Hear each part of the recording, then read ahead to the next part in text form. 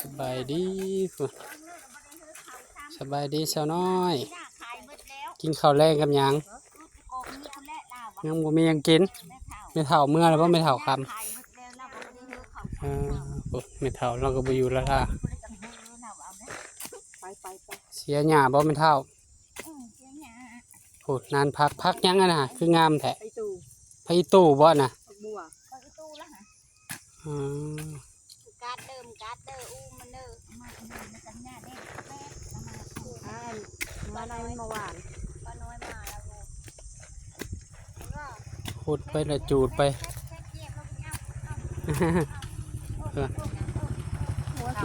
กินเชย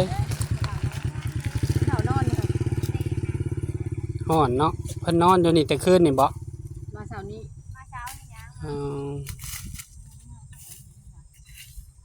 ย่างมา